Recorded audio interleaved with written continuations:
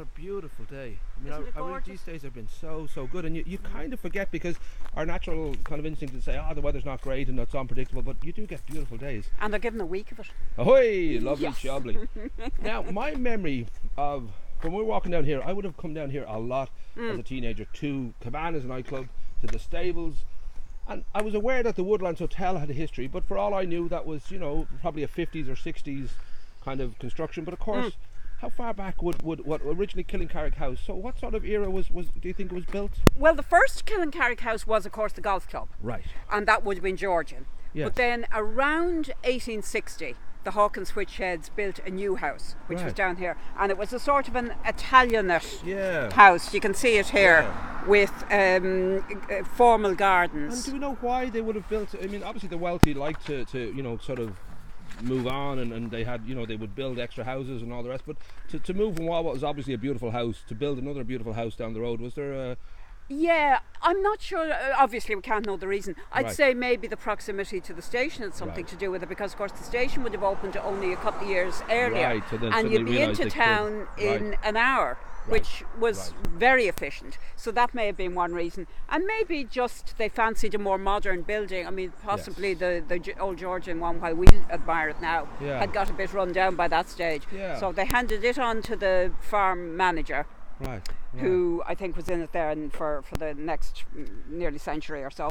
Yeah. And they moved down here. And of course, they used stupid people like me. They used Killincarrick House again as a title. So just when you're looking at your history and you're trying to figure out where That's it's where, right. you've got two houses with the same name Yes. from the same family. Yeah. And also for a while, I used to think that the house that's for sale beside the Orchard Inn was called the Killincarrick House, but I think it's a different name. But just Well, people now I refer think to there was a previous Killincarrick There you house. go. I think there are actually three. There you But go. let's that's good. concentrate on one, will we?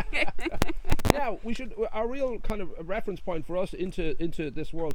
I think if we go all the way down to the end of this, I know from memory it's pretty much where the houses are, down at the very end of the road, and we Okay. take a right, and it would have been down this far. It was always a long kind of walk, when you come down this path, and sometimes you'd hear the bushes rustling from various different.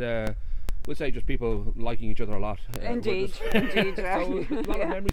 But the place itself, our connection really, our road in is Lizzie, the great Lizzie. Exactly, Hawkins-whitshed. Lizzie Hawkins-whitshed. Yeah. Well, it was her father who built the house. Right. He would have been. He was a soldier, and he came home from the Crimea, and he married. And Lizzie was born in Harcourt Street, which is where they had. Which was where they had their townhouse, Right. which also, of course, was reasonably good for the station, because there would have been Harcourt Street right, there station. you go. So there you Yeah, go. yeah. That's what gave me the idea. The station might be the clue to it. Yeah. So anyway, the 1860s, they sort of moved down here, Yeah. and Lizzie inherited when she was 11. Her father died, Right. and she inherited, and she talks about her childhood here. She had a very happy childhood. They spent quite a lot of time in the UK, I think, because some of her relatives were English, and they went over there quite frequently. Sure. But this was essentially her home, and she was thoroughly indulged because she had the name of being delicate. And that was a great get out if you and she admits that. Yeah. And I think she used that later on, because if you remember when she went to the Alps, it Right. was supposedly for her health, Right. and I reckon that was a pattern set very early on. Sweet. It was like a little, little kind of a. I'm device not to feeling sort of- well. I can't. Yeah, yes. I was sick that day. Right. Yeah. And we should mention, and we'll link to it on your own side and on the guide as well. An incredible woman, like beyond amazing. the achievements, and almost that sort of. She really is a pin-up for feminism. Just the independent life she led, and how she was so adventurous, and Yeah.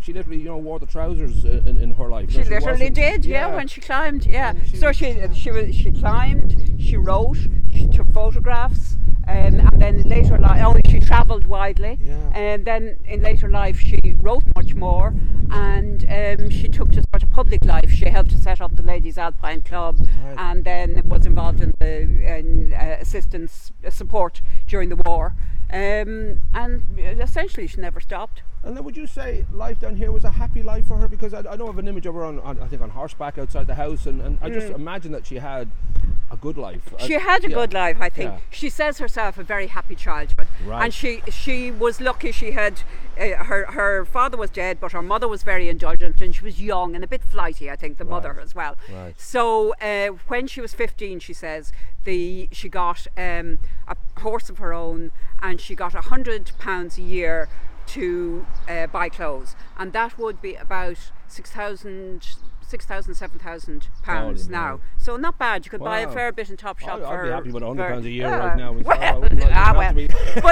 But she did spend it because obviously, apparently, when she goes to London, a cousin described her as wearing very high-heeled boots and a diamond ring on either finger. Wow, that's the way. Yeah, so that's the way she hit London society. I'll try that maybe. I wouldn't. Now, the house itself, huge amount of incidents, and I know you mentioned a few of them, but I don't know your favourite. I know was it a shooting here or? There was a shooting here. This would have been early on in its time. This would have been when her father was the owner. Right. And they had a lunch party one day, and I suspect a certain amount of sherry was knocked back. And at the end of the afternoon, the gentlemen went out into the garden and were shooting at a target. Right. And the hawkins-whitshed's brother-in-law, very unwisely, went behind the target. Apparently, well, this is the story now. Yeah. Went behind the target, and they didn't know that he was there. So apparently, the brother-in-law, Hawkins-Whitshed himself, shot and shattered his leg. Fair enough. Yeah. Really. Well, inescapable, really. I think the old phrase that could teach him. Well, it did. It did. Maybe I won't hang around behind targets when people are shooting. No, it's not wise.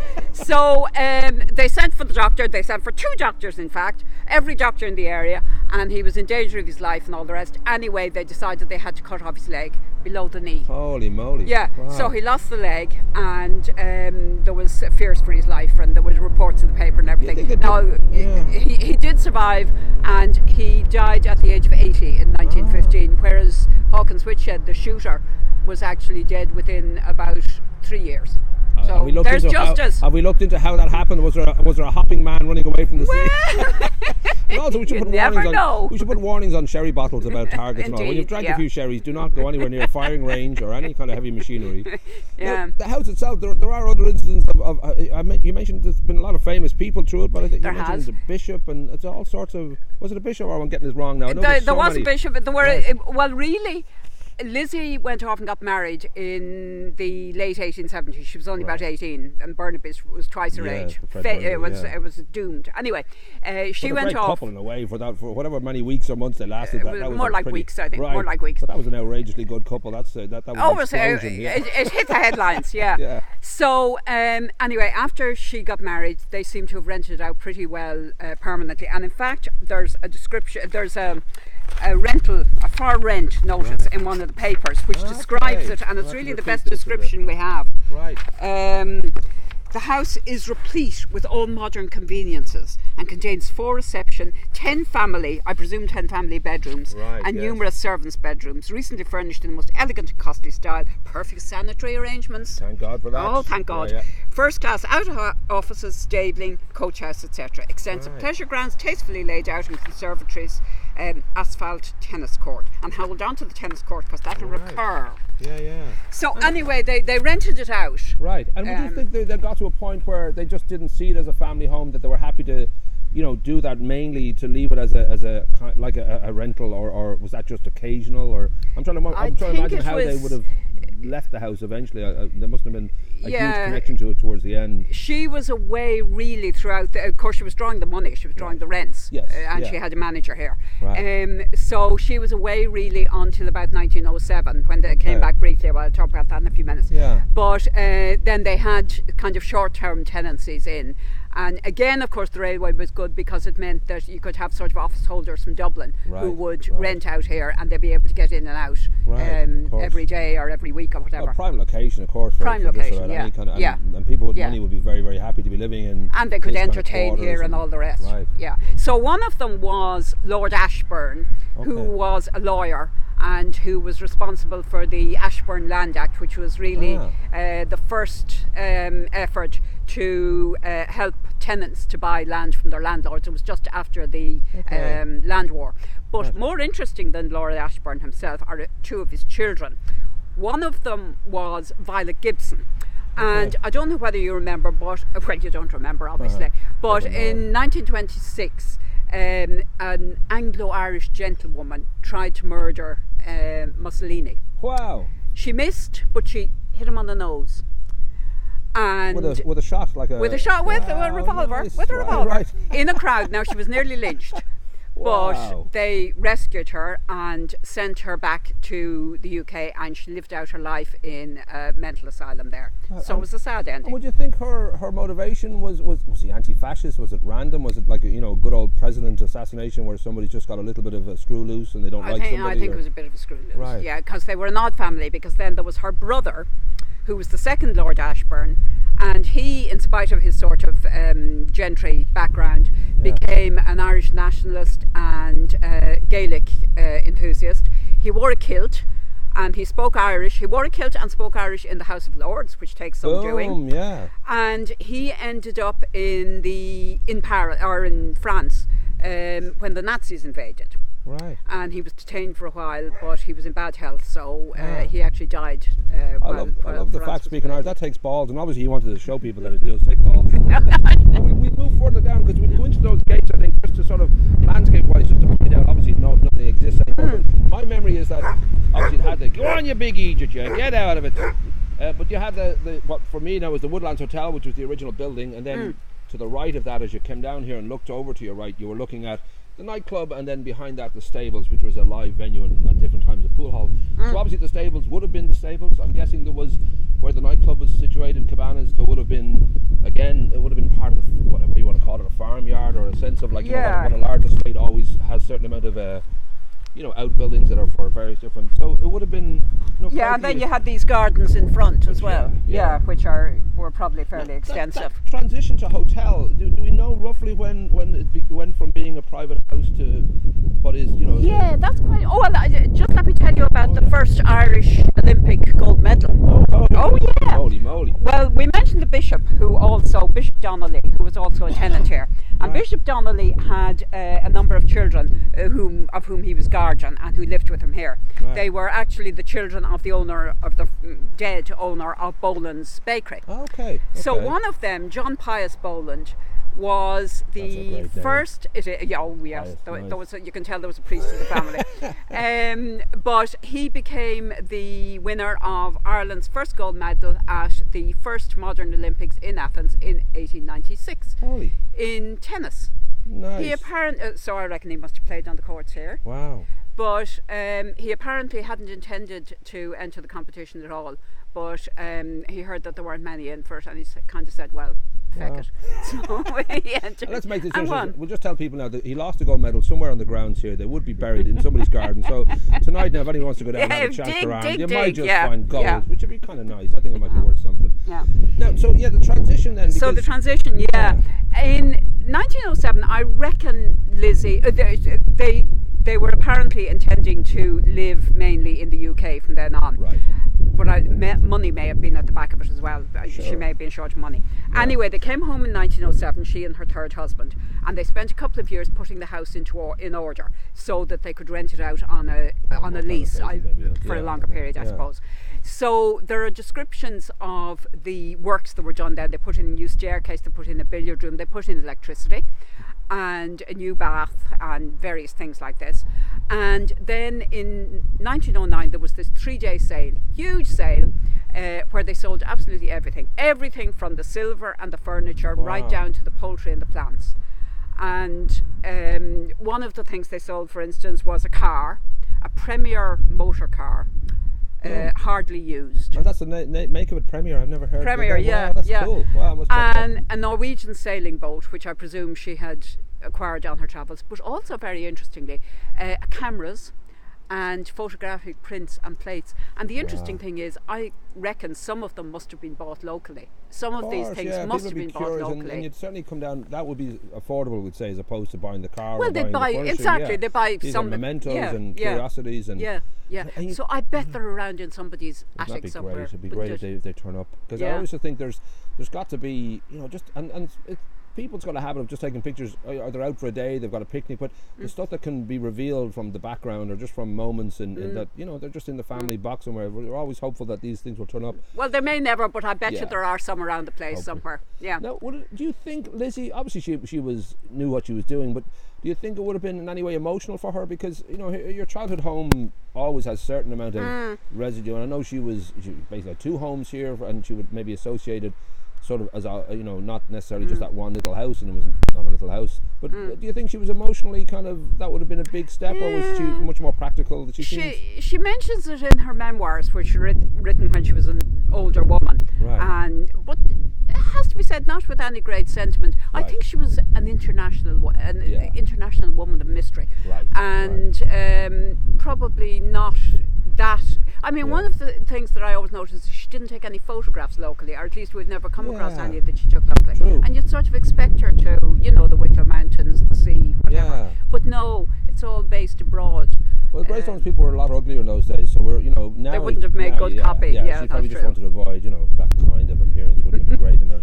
So it is, and I will sort of say, I'm roughly guessing, that it was kind of, I'm not sure exactly how far you'd walk down, but we're looking at this area here. I would think where the hedge is beyond this house here, this would have been the kind of area that you were stepping into. But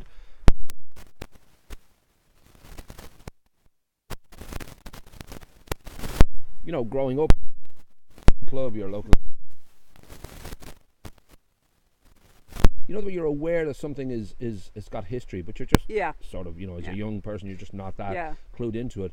So I'm kind of well, of course, before it was the Woodlands, it was actually the Clyda. That's right, yeah. Yeah, and she describes it. She talks about it as the Clyda in her memoir. She says it's now the Clyda Hotel. So that would have been in the 1920s. Right. And at then during the Second World War, it was some sort of a military post, and Major Vivian de Valera was in charge of it. So that's a link, of course, with another local family. Yeah.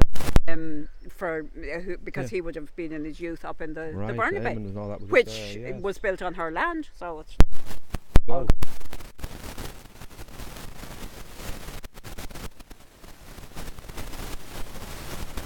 the side of the, and I'm curious, and it must have been popular in its day though, because you're in Greystones, you're near the station. I don't know if the Latouche or the Grand kind of took the lion's share, and gradually, the possibly, Woodlands didn't quite get, but the location, everything, you would think, well, this is this is perfect. This is what people want out of a hotel. You want a little bit of privacy. Yeah. Well, in her memoir, she says that Greystones is one of the chief of the quieter seaside resorts. Right. So essentially the more genteel seaside resorts. Yeah. So it was obviously flourishing at that stage. But then I suppose the 1960s, people started to go abroad. Greystones, Bray became less popular. Sure. So And I do remember when the building itself was knocked down. It was an odd feeling, because you're not really appreciating the significance. You just think, well, this is how progress works. That buildings are sold and they knocked them down. I did come down when it was bricks, and I must check the year that happened. I'm vague as to when exactly. There was a it fire, wasn't there, before it? Yeah, well, I think it was that dreadful kind of pattern that we get when a building is sort of up for sale and it's not quite selling, and suddenly Maguire and Patterson go in there one night and have a party. Possibly. So yeah, those things happen. But a beautiful building, and certainly even as just a place to go and drink and play music and all that. I still always thought it was a great spot. It was a sort of significant landmark in the area, and it's kind of sweet to know that it had such a great history. Like there's an awful lot of adventure there. People getting their shot in the leg, Mussolini getting shot in the nose. There's lots of good stuff about that. But we'll link this. We'll jigsaw puzzle our way around the town. But it's great to know this one, and we'll link into your own site, the Greystones Archaeological and Historical Society. Yeah, do that. Let them sort of see the history of that, and we'll find as many images as we can, just to sort of let people see it. We have it as the Clyda, we have it as the Woodlands, yeah. And again with Lizzie, I think there's one or two shots of her, and beautiful building. But yeah, and don't forget the gold medal. Oh, the gold medal, there you go. So everybody, I'd say the gold medal's probably in that house there. I have a feeling. So if you want to come down tonight and dig, I think you'll find it.